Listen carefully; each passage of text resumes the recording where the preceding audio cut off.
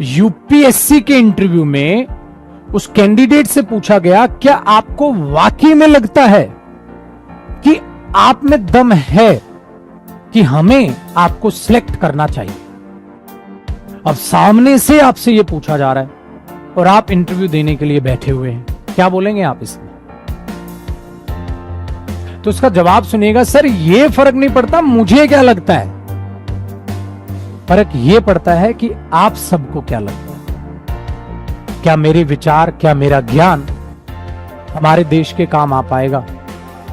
Sir मुझे 100% लगता है कि मैं लायक हूं, बट ये वही है कि हर मां को अपना बेटा लायक लगता है, कंपटीशन ही बताता है उनका बच्चा लायक है या नहीं।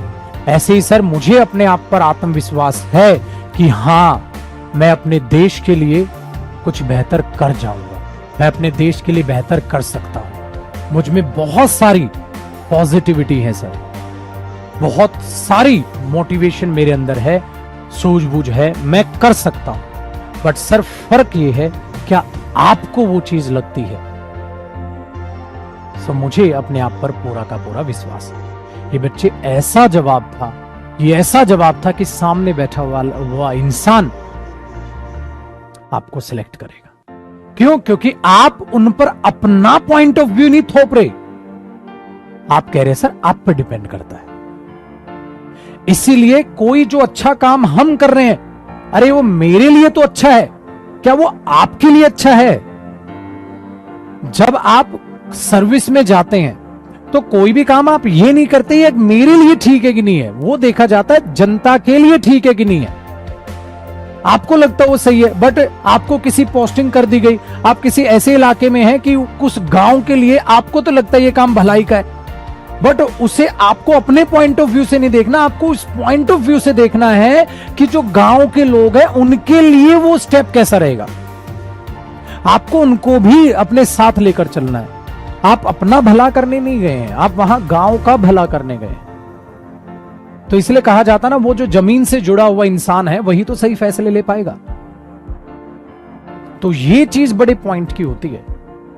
इसीलिए मैं कहता हूं मेरे बच्चे, जब आप इंटरव्यू देते हैं, इंटरव्यू क्या, मैं मेन बात आपको ये कह रहा हूं, जब कोई भी एग्जाम में क्वेश्चन आएगा, सारी पढ़ाई एक तरफ और एग्जाम वाले दिन आपका मूड कैसा है वो एक तरफ, आप वाकई में इंसान सच्चे हैं या नहीं है वो एक तरफ है। मेरे पुत्र, जो बच्चे जाते हैं ना ढोंग करके कि इंटरव्यू है, इंटरव्यू की तैयारी करेंगे, हाँ इंटरव्यू वाले दिन मैं अच्छा दिखूंगा, बाकी सारे साल या मेरी असल जिंदगी में मैं क्या हूं उससे कोई फर्क नहीं पड़ता। फर्क पड़ता है, एग्जामिनर बहुत पढ़ा लिखा इंसान है, वो आपके हाव भाव, आपकी जबान से, आपके बोलने के ढंग से, आपके बैठने के ढंग से, चलने के ढंग से तुरंत बता देगा ये आज के लिए ढोंग कर रहा है या वाकई में इसकी सोच ऐसी है।